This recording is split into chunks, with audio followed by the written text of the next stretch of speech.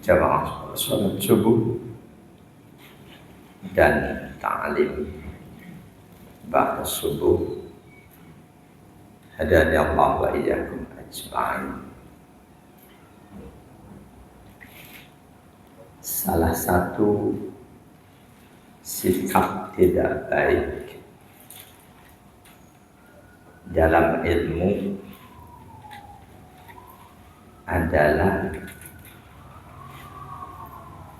sangat fanatik dengan salah satu pola pemikiran, fanatik dengan satu madhab, yang fanatisme itu diiringi sikap menutup diri dari madhab lain, menutup diri dari pola pemikiran yang lain. Lebih-lebih ketika selanjutnya sikap itu ditambahi dengan sikap siapapun yang berbeda dari ulamaku salah. Ini salah satu sikap yang tidak baik. Kalau toh dia hanya mengkaji agamanya dari satu pola pemikiran, sebetulnya nggak ada masalah, asalkan tidak diiringi dengan sikap menyalahkan yang lain. Ketika hal itu yang terjadi, dia cuma kaji satu pola pemikiran, satu madhab, berarti dia tidak mengetahui dalil-dalil yang digunakan oleh madhab lain. Dalam kondisi dia tidak mengetahui dalam dalil madhab lain, kok enteng dia menyalahkan mereka. Ini tidak baiknya. Yakin seluruh ulama, seluruh madhab atau manhaj, mereka berusaha menyimpulkan dalil-dalil agama yang mereka ketahui sebaik-baiknya. Itu keyakinan awal yang harus kita miliki. Seluruh ulama yakin mereka berusaha menyampaikan kesimpulan mereka terhadap dalil-dalil agama yang ada, yang sudah mereka ketahui sebaik-baiknya. Adapun selanjutnya kesimpulan mereka itu satu dan yang lain ada perbedaan, ini merupakan hal yang tidak bisa dihindari. Kita sudah tahu sebelum-sebelumnya, bahkan salah menyimpulkan instruksi Rasul, salah menyimpulkan hadis Rasul, atau berbeda menyimpulkan hadis Rasul, itu sudah terjadi sejak generasi sahabat. Dan kita sudah tahu kesimpulan mereka yang berbeda itu ada kalanya oleh Rasulullah dua-duanya tidak disalahkan. Ada kalanya salah satunya disalahkan. Itu terjadi sejak masa Rasul. Yang jelas yang oleh Rasul disalahkan, mereka yang tidak mengetahui dalil-dalil agama kok menyimpulkan sesuatu, itu yang oleh Rasul disalahkan. Kisah rombongan beberapa orang sahabat Nabi, dia melaksanakan satu perjalanan pastinya untuk dakwah.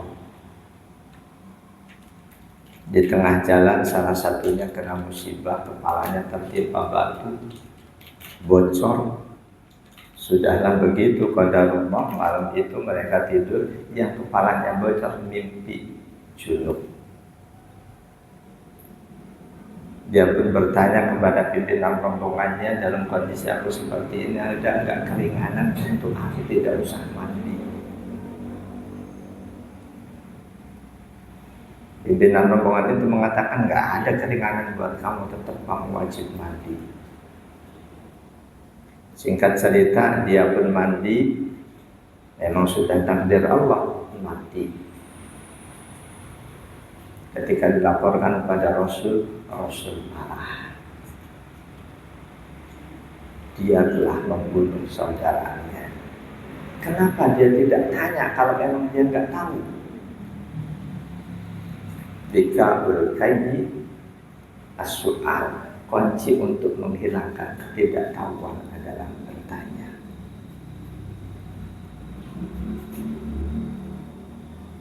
Jadi harus kita yakini seluruh ulama berusaha menyampaikan kebenaran. Nggak ada ulama yang ingin menyampaikan kesalahan. Kecuali boleh jadi ulama yang sebetulnya dia kafir pura-pura sebagai ulama munafik. Mungkin. Dan itu tidak tertutup kemungkinan untuk selalu ada musuh-musuh Islam yang melakukan berbagai macam cara untuk mengacaukan umat Islam. Kita tahu sejarah di negara kita dulu ada orang kafir yang secara khusus dia berangkat ke Mekah. Berapa tahun dia belajar di sana, pulang ke sini tujuannya untuk melemahkan semangat penduduk Aceh melawan musuh. Dia kemukakan dalil-dalil palsu. Atau dalil itu benar sahih, tapi di kesimpulannya diputarbalikkan. Setiap penduduk wajib mentaati pemerintah. Pemerintah kita saat ini adalah Belanda. Orang yang nggak ngerti mempercayai yang dia bawakan dalil Al-Quran, wajib mentaati pemerintah.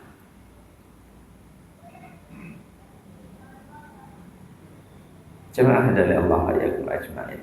Jadi masing-masing ulama yakin mereka berusaha mengemukakan kesimpulan mereka dari dalil-dalil yang agama secara benar.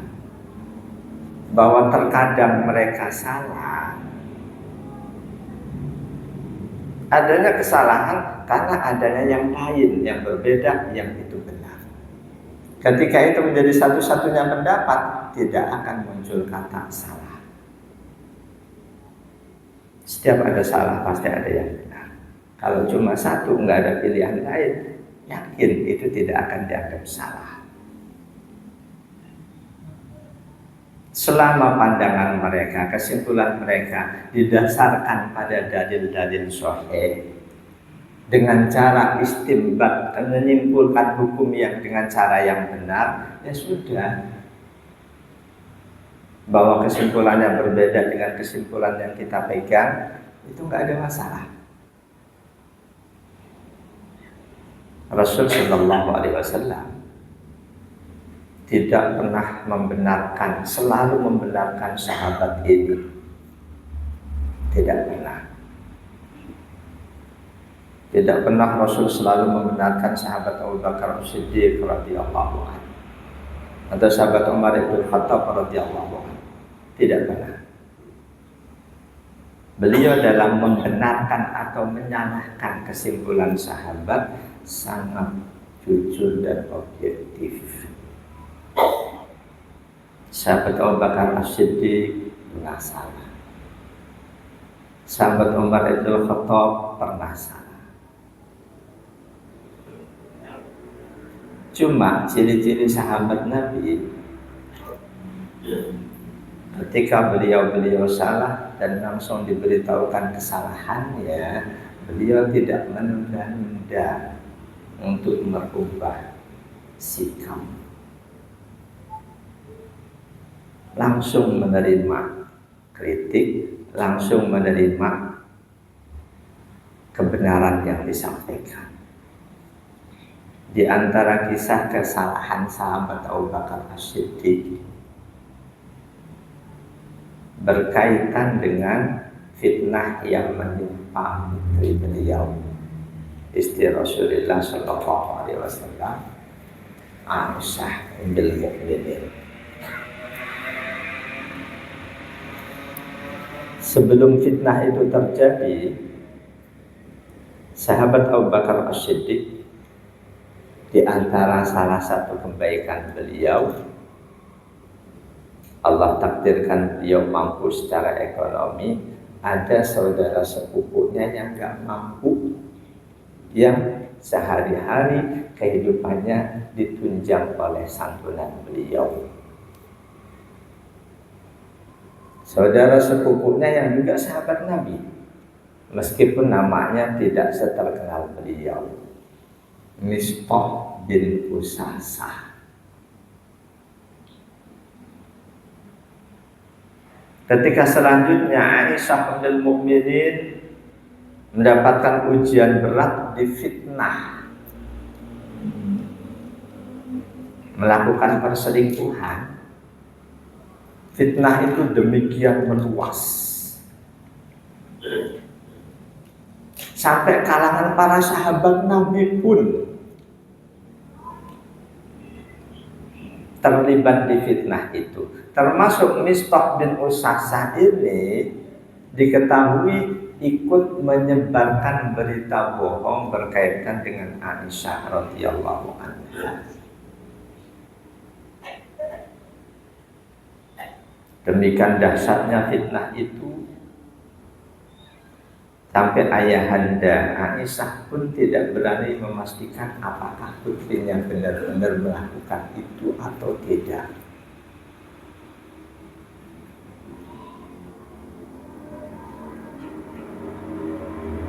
Ketika selanjutnya Allah yang mengklarifikasi, Allah mengembalikan nama baik Aisyah ummul mukminin bahwa beliau bersih dari tuduhan itu.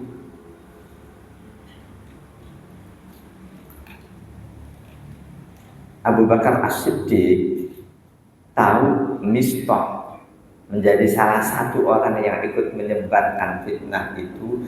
Beliau ambil kesimpulan untuk menghentikan tunjangan ekonomi yang selama ini beliau berikan kepada sang saudara sepupu.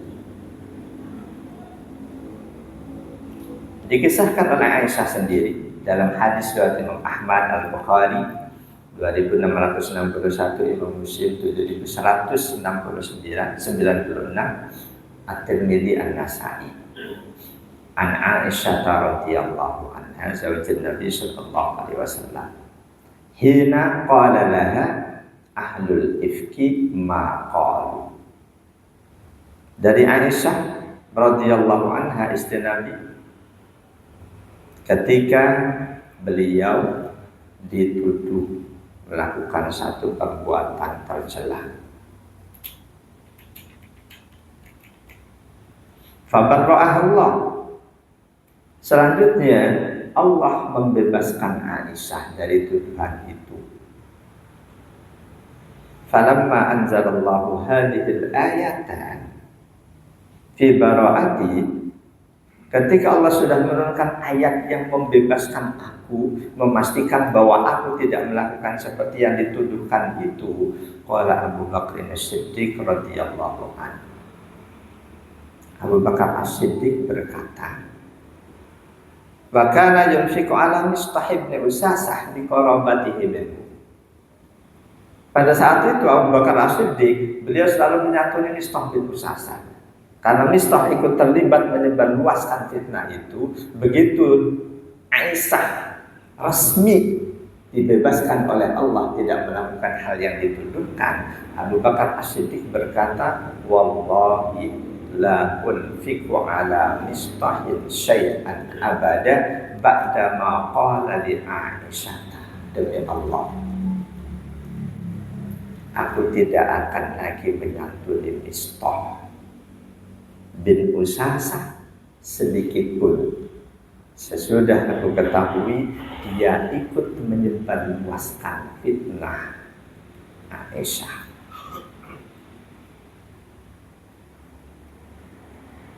Di saat Abu Bakar As-Siddiq mengambil kesimpulan untuk menghentikan santunannya itu, di tempat lain kepada Rasulullah sallallahu alaihi wasallam Allah turunkan surah An-Nur ayat 22. A'udzu billahi minasyaitonir rajim. Wa la ya'tali ulul fadli minkum was-sa'ati an yu'tu ulil qurba wal masakin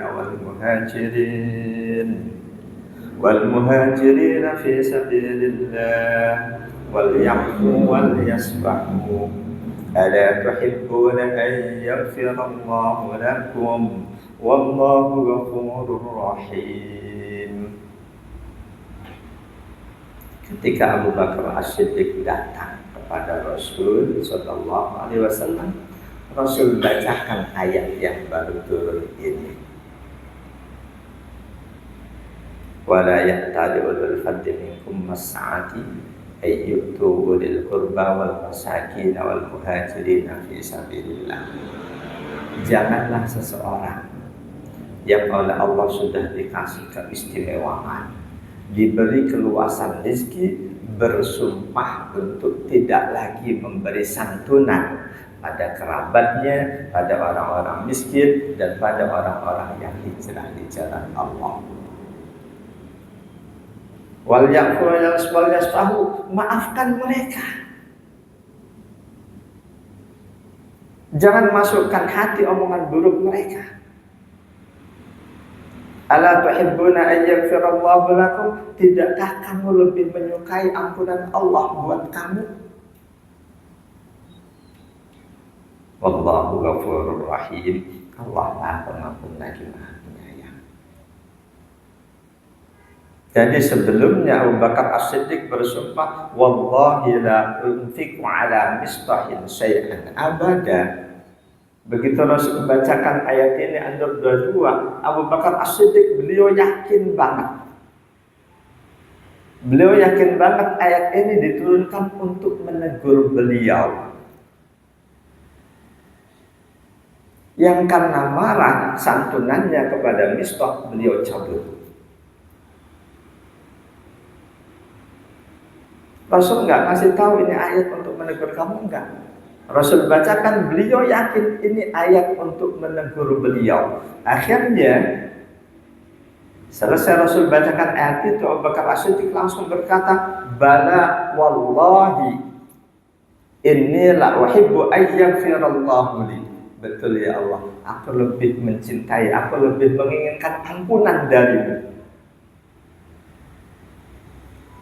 Akhirnya faraja'a ila mistahil ladzi kana yujri alaihi. Santunan yang semula beliau tekadkan dengan sumpah untuk tidak lagi diberikan kepada Mistah, beliau tetap berikan.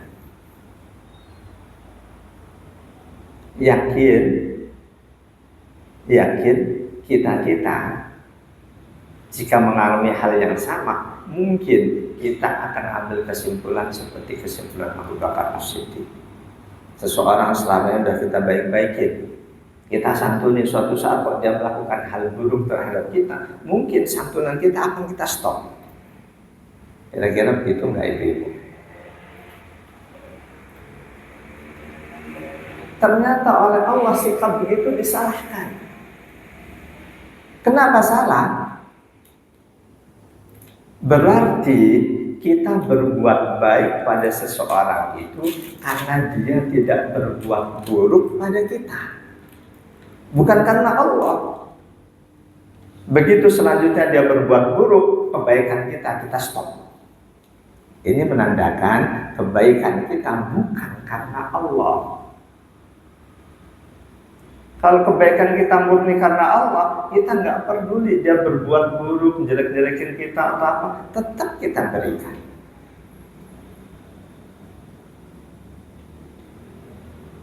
Buya Hamka kita tahu bagaimana beliau banyak didolimi oleh pemerintah yang berkuasa saat itu.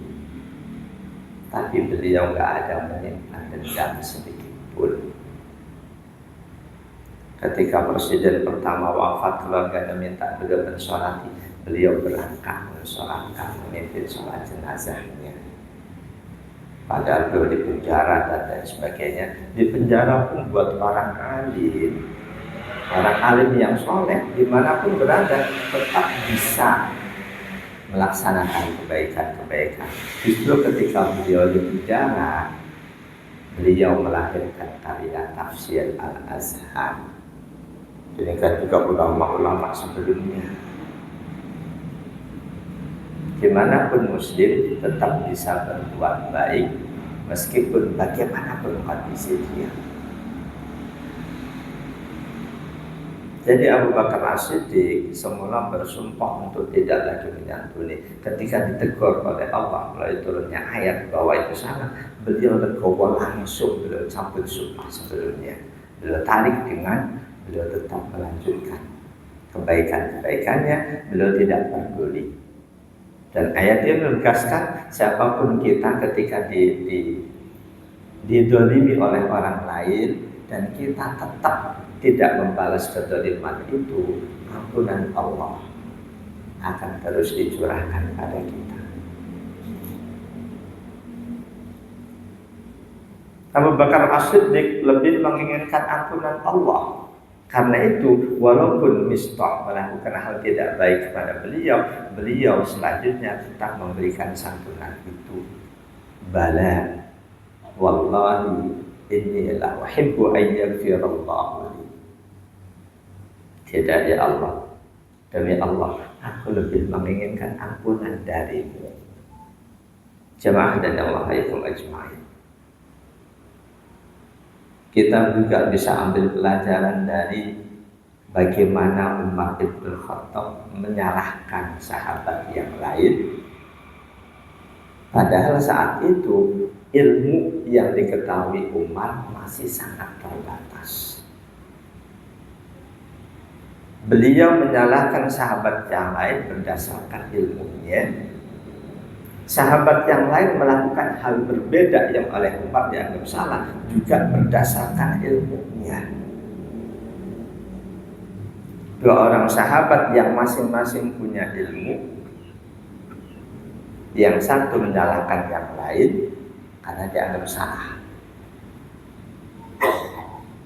Dari peristiwa itu kita tahu nanti bagaimana semestinya sikap orang yang berilmu terhadap orang lain yang juga berilmu, yang kesimpulan ilmunya berbeda. Hadisnya riwayat Imam Ahmad, Imam Al-Bukhari 6936, At-Tirmidzi dan An-Nasa'i.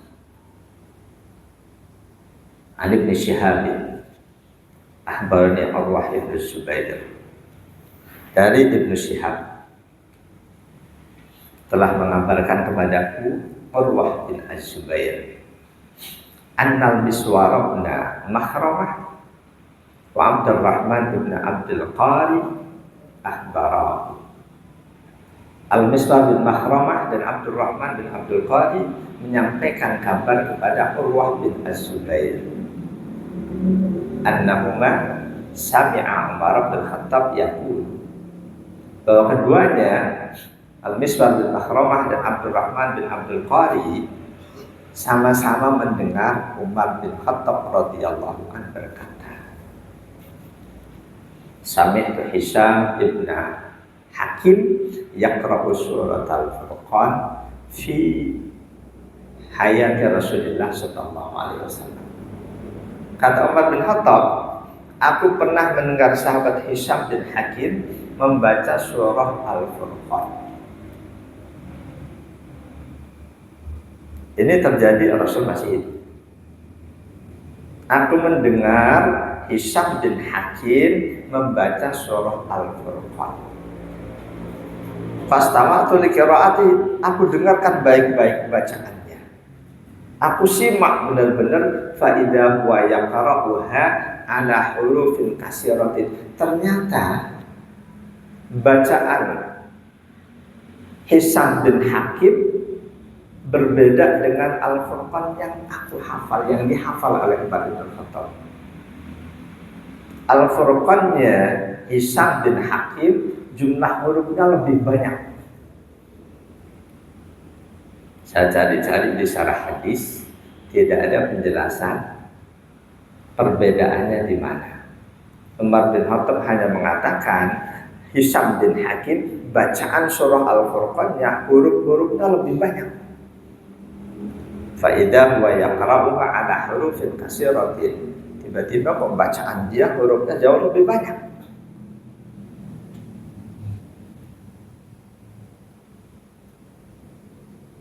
Lam yaqra'aniha Rasulullah sallallahu alaihi wasallam, tidak seperti Al-Furqan yang diperdengarkan oleh Rasul kepadaku.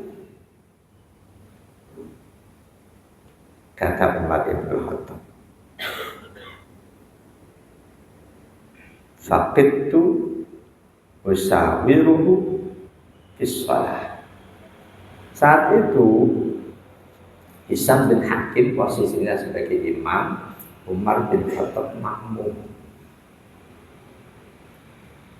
Kata Umar, kalau aku nggak sabar, udah langsung dia aku tarik. Fakitu sawiruhu fis shalah. Nyaris aku tarik dia dalam posisi sholat itu. Fantadartuhu hatta salam. Aku tunggu sampai selesai sholat, sampai dia salam. Summa labbaituhu biridai. Lalu sorban yang dipakai oleh Hisam, aku pegang, aku tarik. Ini merendah. Fakultu, sambil aku tarik, aku berkata, man aqra'aka hadis surah. Dari siapa kamu mendengarkan Al-Furqan seperti ini? Kalau Hisam jawab, aqra'aniha Rasulullah sallallahu alaihi wasallam. Aku mendengar seperti ini dari Rasul.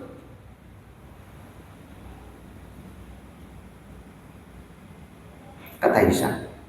Kuntu, kata Abu Bakar, kadzabta, kamu dusta. Fa wallahi anna Rasulullah sallallahu alaihi wasallam aqra'ani hadis surat allati sami'tu kata qara.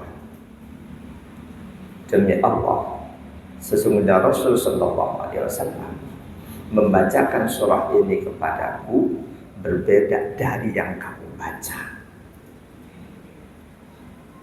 Akhirnya sikap Umar tetap yakin Hisam salah.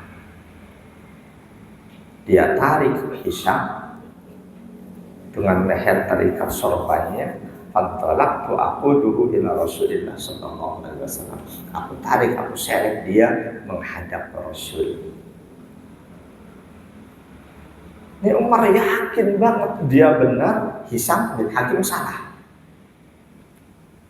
Hisam udah ngasih tahu, aku dengar ini seperti ini dari Rasul. Kamu dusta. Kamu tarik dia menghadap Rasul. Begitu sudah di hadapan Rasul, fakultu, aku katakan pada Rasul, ya Rasulullah, inni sami'tu hada yaqra'u bi suratil Furqan ala hurufin lam taqra'ani, lam tuqri'niha wa anta aqra'ani suratil Furqan. Wahai Rasul, ini orang nih, dia membaca surah Al-Furqan berbeda dari yang aku dengar darimu, wahai Rasul. Al-Furqannya berbeda dari yang aku dengar darimu. Qala Rasulullah sallallahu alaihi wasallam. Rasul sangat bijaksana. Tanggapan pertama Rasulullah sallallahu alaihi wasallam, arsilhu ya Umar. Cekekkanmu di lehernya, lepasin. Dia susah napas, lepasin.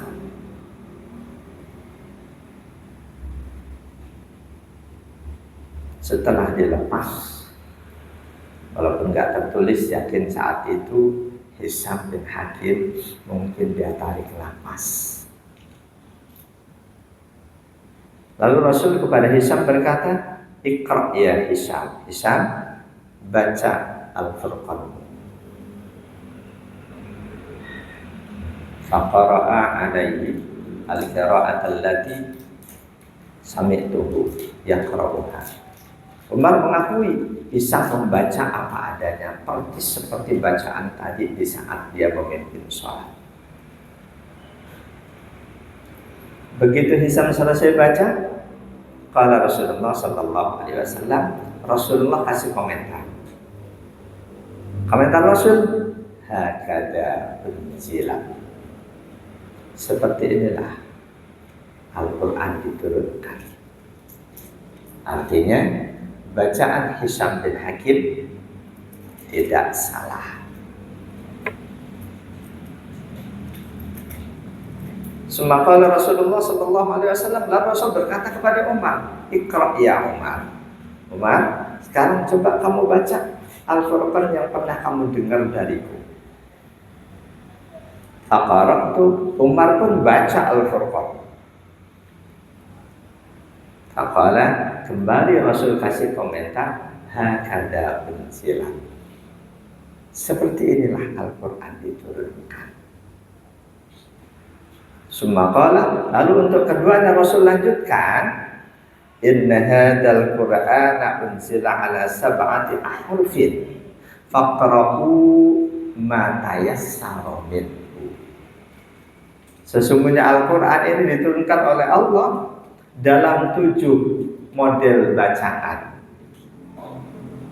Diistilahkan qiraat sab'ah. Faqra'u ma tayassara minhu. Silahkan kalian baca mana model bacaan yang paling gampang buat kalian. Ini hadis sahih Bukhari Muslim. Pelajaran buat kita, Umar bin Khattab ketika baru 1 tahun ilmu, mengetahui 1 ilmu, kok menyalahkan orang yang berbeda. Orang lain itu udah ngasih tahu, aku pun tahu ilmunya, aku nggak asal baca. Dia nggak percaya. Dihadapkan kepada Rasul, ternyata Umar salah. Di awal tadi saya katakan, ketika kita serius mengkaji satu pola pemikiran, kita nggak ngaji pola pemikiran yang lain, ketika suatu saat kita bertemu dengan orang yang berbeda kesimpulan dengan kita, jangan langsung salahkan. Boleh jadi dia punya dalil yang dalilnya itu sahih, istinbatnya pun benar. Dalam Islam tidak selalu kebenaran itu cuma satu, enggak. Jamaah dari Allah wa yakum ajma'in. Jadi benar salahnya dalam Islam, pandangan apapun, kesimpulan apapun, ketika dia sudah berdasarkan dalil sahih dengan cara penyimpulan hukum yang benar, sudah itu benar. Jangan dianggap salah. Walaupun itu berbeda dengan kesimpulan yang kita ikuti. Boleh jadi kita merasakannya lebih baik. Silakan. Orang yang merasa itu lebih baik buat dia, silakan.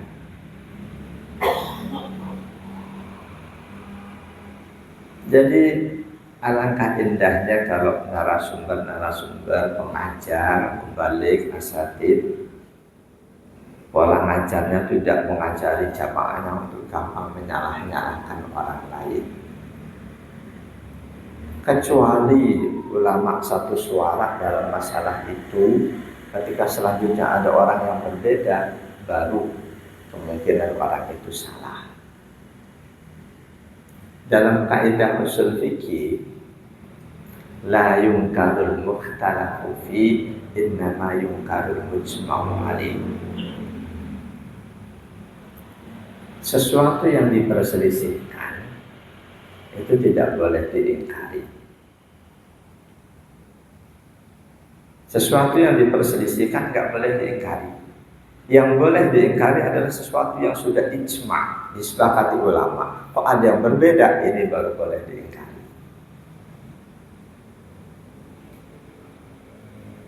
Nggak perlu saya mengulang bagaimana sahabat berbeda ketika ketemu Rasul, oleh Rasul dua-duanya nggak disalahkan, dua-duanya dianggap benar.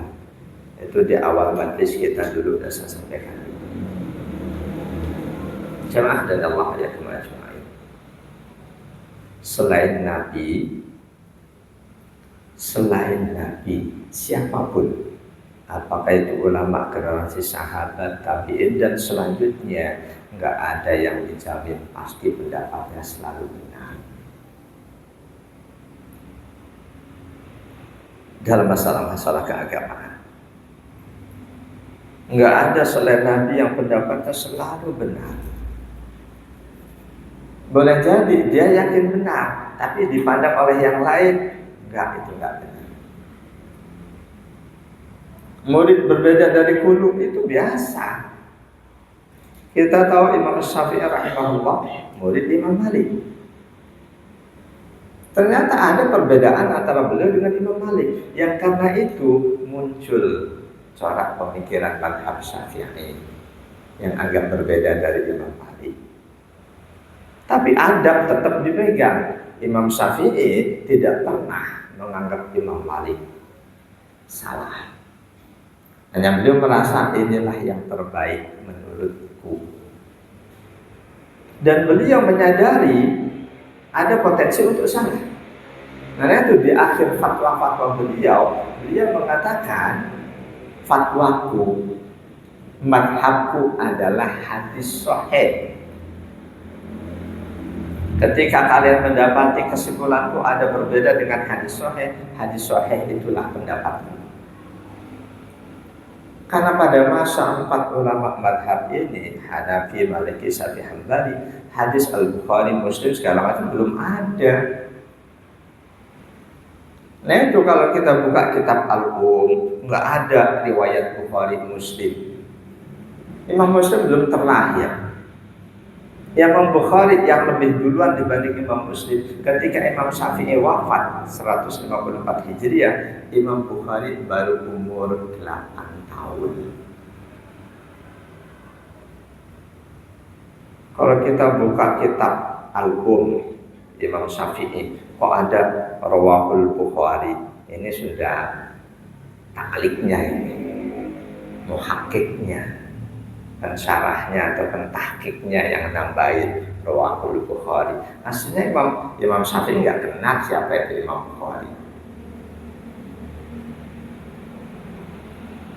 Karena itu hadis-hadis yang dikemukakan oleh imam-imam madhab itu, boleh jadi kalau hadis sekarang kita baca ini hadis yang dipakai oleh Imam Syafi'i ternyata hadisnya dhaif, boleh jadi kedhaifannya terjadi di perawi setelah generasi beliau.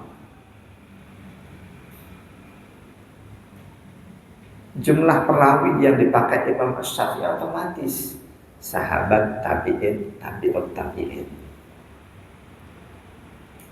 Sedangkan perawi, dan kalau kita buka Sahih Bukhari, Sahih Muslim, Sunan Abu Dawud dan lain sebagainya, itu meliputi sahabat, tabi'in, tabi'ut tabi'in, di bawahnya lagi lebih panjang para perawinya. Jamaah dan Allah yang berjaya. Cuma Rasulullah yang dijamin ketika beliau menyampaikan masalah keagamaan pasti selalu benar. Cuma Rasulullah, selain beliau nggak ada jaminan pasti akan selalu benar. Yang karena itulah kita butuh meluaskan wawasan kita, membaca atau mengkaji karya-karya para ulama dari berbagai lintas pola pemikiran. Dengan ilmu yang semakin luas, kita bisa ambil pelajaran dari kisah Umar bin Khattab dan sahabat Hisham bin Hakim. Tidak terlalu mudah menyalahkan orang yang lain sebelum kita meluaskan wawasan keilmuan kita. Karena seringkali dalam satu masalah ada dalil lebih dari satu, yang dalil itu selalu ditolak belakang. Ketika seorang sahabat atau ulama menggunakan hadis yang ini, yang lain menggunakan hadis yang itu, kesimpulannya berbeda, itu wajar. Jemaah dan Allah yang ajmain. Kembali apa yang sudah saya sampaikan sebelumnya, kalau ada yang nanya siapa orang pertama yang mengatakan bahwa bid'ah itu ada yang baik, jawabannya bukan Imam Syafi'i, melainkan Umar ibn Khattab. Orang pertama yang mengatakan bahwa bid'ah itu ada yang baik, Umar ibn Khattab. Yang selanjutnya Abu Bakar As-Siddiq. Selanjutnya lagi sahabat Zaid bin Sabit radhiyallahu anhu. Sudah saya kemukakan hadis Bukhari, kisah penyusunan Al-Quran. Ketika Umar bin Khattab mengusulkan kepada Khalifah Abu Bakar As-Siddiq, mendapati kenyataan di perang Yamamah banyak sahabat-sahabat Nabi dan tabi'in yang hafid Quran mati syahid. Umar merasa ini Quran terancam ini kalau tidak dibukukan. Beliau kasih usulan pada Khalifah. Jawaban Abu Bakar As-Siddiq jelas, Kaifa af'alu ma la yaf'alu Rasul? Bagaimana mungkin aku melakukan sesuatu yang tidak dilakukan oleh Rasul? Bisa kita simpulkan dalam pandangan Abu Bakar As-Siddiq, pembukuan Al-Quran bid'ah, Rasul tidak lakukan. Tapi Umar bin Khattab membantah kata beliau, wallahi hada khair, demi Allah, kata ini jangan bid'ah, ini baik. Jadi orang pertama yang berkata bid'ah ada yang baik, Umar bin Khattab. Sekali diberi usulan, Khalifah Abu Bakar nggak langsung terima. Umar bin Khattab karena yakin manfaatnya ini sangat besar. Kalau nggak dilakukan, ancamannya pun sangat besar. Andai kan saat itu semua sahabat sepakat membukukan Al-Quran tidak dilakukan oleh Rasul, makanya nggak boleh dilakukan. Mungkin seiring banyaknya hafid-hafid Quran kalangan sahabat tabi'in wafat, Quran akan hilang. Umar bin Khattab enggak bosan-bosannya masih usulan terus. Akhirnya Abu Bakar As-Siddiq pun menyadari bahwa ini memang bid'ah tapi baik. Selanjutnya ketika Abu Bakar As-Siddiq menugaskan sahabat Zaid bin Sabit, sahabat muda yang di masa Rasul sudah ditugaskan untuk mencatat ayat-ayat yang diturunkan. Sahabat Zaid pun pada mulanya sama. Bagaimana mungkin Tuhan menugaskan aku untuk melakukan sesuatu yang tidak dilakukan oleh Rasul? Tapi kesimpulan akhirnya sahabat Zaid bin Sabit pun sama dengan Abu Bakar, mengakui ini memang tidak dilakukan oleh Rasul, tapi ini demi kebaikan. Jadi orang pertama yang mengatakan di antara bid'ah itu ada yang baik, Umar bin Khattab, Abu Bakar As-Siddiq, Zaid bin Sabit radhiyallahu anhum, lalu sahabat-sahabat yang lain. Bukan Imam Asy-Syafi'i rahimahullah orang yang pertama. Dan beliau juga bukan orang yang terakhir. Walaupun di sisi lain kan ada saudara kita yang tegas semua bid'ah salah, sesat. Itu nggak ada masalah. Berbeda kesimpulan nggak ada masalah. Jadi Imam Asy-Syafi'i bukan orang pertama, sekaligus bukan orang yang terakhir yang mengatakan bid'ah itu ada yang baik. Bisa kita baca di antaranya dalam Fathul Bari yang ditulis oleh Imam Ibnu Hajar. Qala Asy-Syafi'i, Imam Asy-Syafi'i dinukil dalam Fathul Bari berkata, al-bid'atu bid'atan mahmudatun wa madmumatun. Bid'ah itu ada dua, ada yang terpuji, ada yang tercela. Fama wafaqas sunnata fahuwa mahmudun. Yang sesuai sejalan dengan as-sunnah itu bid'ah terpuji. Wa ma khalafaha fahuwa madmumun. Yang menyalahi sunnah itu tercela. Lalu jauh setelah Imam Asy-Syafi'i, Imam An-Nawawi dalam Tahdhibul Asma' di wafat 676 Hijriah. Kata beliau di kitabnya itu Tahdhibul Asma' bada'a al-bid'atu bi kasril ba. Bukan bid'ah tapi bid'ah. Fi syar'i dalam pengertian syariat ihdatsu ma lam yakun fi ahdi Rasulillah sallallahu alaihi wasallam. Mengadakan sesuatu yang di masa Rasul tidak ada. Definisi bid'ah seluruh ulama sepakat. Sesuatu yang tidak ada di masa Rasul, tidak dicontohkan, tidak diperintahkan oleh Rasul, itu bid'ah. Yang tidak disepakati, apakah semua bid'ah mutlak sesat, itu yang tidak disepakati. Mereka yang bilang semua bid'ah sesat, kullu bid'atin dolalah, udah pakai hadis itu. Yang bilang tidak semuanya sesat, di antaranya kisah perdebatan Umar bin Khattab, Abu Bakar As-Siddiq, Zaid bin Sabit. Di antaranya yang lain, dalil sahih riwayat Imam Muslim, seorang sahabat Nabi membuat doa iftitah yang tidak diajarkan oleh Rasul. Allahumma barik kabira walhamdulillahi katsira wa subhanallahi bukratan wa asila. Yang ketika Rasul tahu, Rasul nggak katakan ini bid'ah, nggak boleh, enggak. Jadi Bapak Ibu meyakini yang mana semua bid'ah sesat, silahkan. Saya meyakini sebagaimana para sahabat Nabi, tidak semua bid'ah itu sesat. Meskipun demikian, jangan sembrono lantas kita buat bid'ah, jangan. Bahkan Imam Nawawi di kitab Tahdhibul Asma tadi kata beliau, wahya munqasimatun ila hasanatin wa qabihatin. Bid'ah itu terbagi, ada yang baik, ada yang buruk.